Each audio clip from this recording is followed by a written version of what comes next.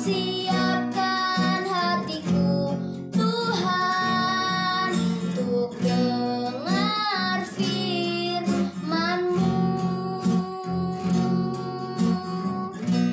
Ku siapkan hatiku Tuhan untuk dengar firman-Mu. Shalom, selamat malam. Kembali kita bertemu dalam program Family Bible Reading Journey. Dan sebelum kita membaca firman Tuhan, kita akan bersatu dalam doa. Bapa, kami mengucap syukur untuk setiap hari yang Tuhan curahkan atas kami. Kami percaya Tuhan hari ini mau berbicara bagi kami. Berbicara bagi kami Tuhan, berikan hikmat-Mu untuk kami mengerti isi hati Tuhan. Dalam nama Yesus kami berdoa, haleluya, amin. Pembacaan malam hari ini diambil dari Kitab Ulangan pasal 23 ayat 9 sampai dengan 14 dengan judul perikop Ketahiran Perkemahan.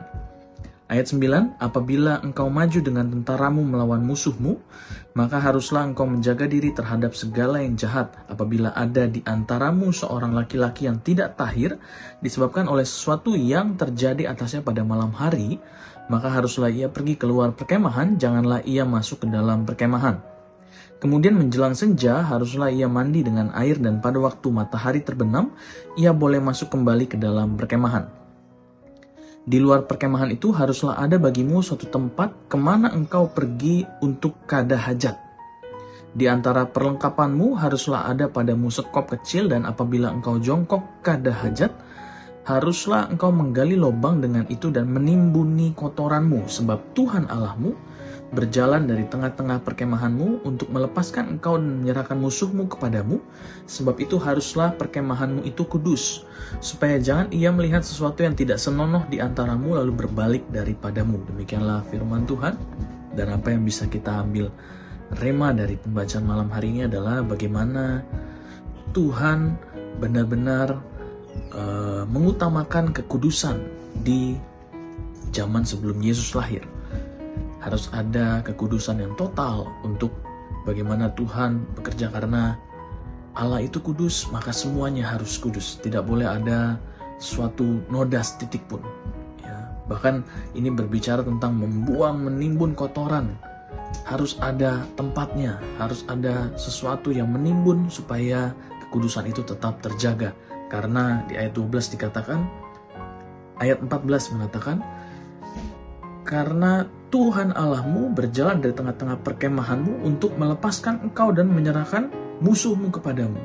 Sebab itu haruslah seluruh perkemahan itu kudus, supaya jangan saat Tuhan melihat ada yang tidak kudus lalu Tuhan berbalik. Ini yang dilakukan, ini yang terjadi saat perjanjian lama sebelum Yesus lahir. Bersyukur kita semua ada di zaman anugerah di mana Yesus lahir dan Yesus mati, bangkit, naik ke sorga.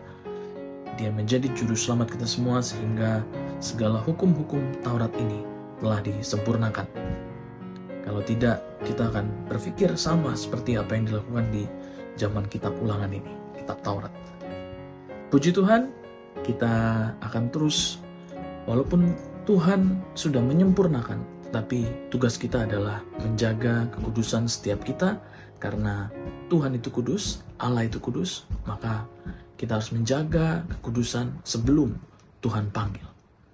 Tuhan Yesus memberkati. Mari kita bersatu dalam doa.